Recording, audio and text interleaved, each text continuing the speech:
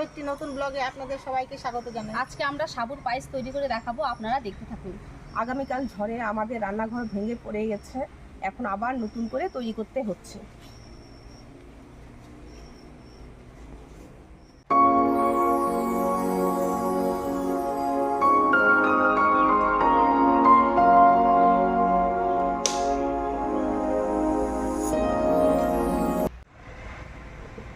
উনুনে কড়াই বসালাম। বৃষ্টিতে সব ভিজে, রাত্রি সব ভিজেছি, ও মিষ্টানগুলো ভিজা। পায়েস করার জন্য আমি কড়াইতে দুধ দিয়ে দিলাম।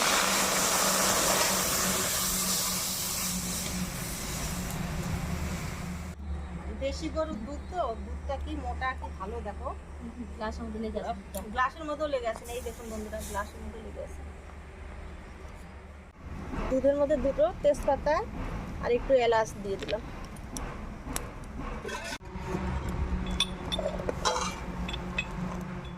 চিনি দিয়ে দিচ্ছি।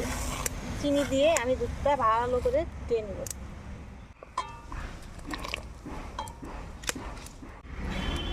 দুধ ফুটে উঠেছে, এখন আমি কাজু কিশমিশ দিয়ে দিলাম।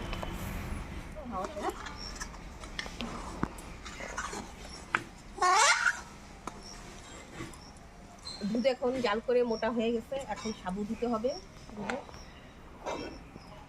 এখন আমি সাবুগুলো দিয়ে দিচ্ছি।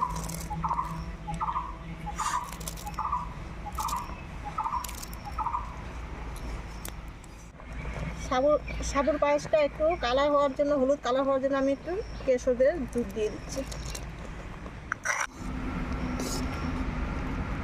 সাবুর পায়েস হয়ে গেছে, এখন আমি একটু ছানা দিয়ে দিচ্ছি।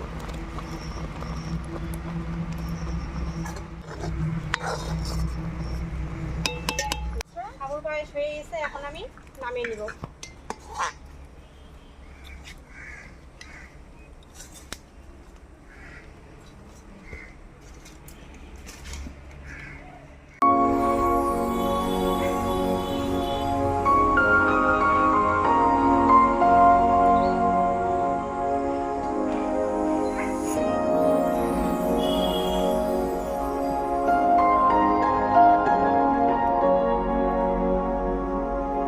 আমরা আজকে সাবুর পায়েস তৈরি করে দেখালাম, আপনারা এইভাবে সাবুর পায়েস তৈরি করে খেয়ে দেখবেন, ভালো লাগবে। সুস্থ থাকবেন এবং ভালো থাকবেন।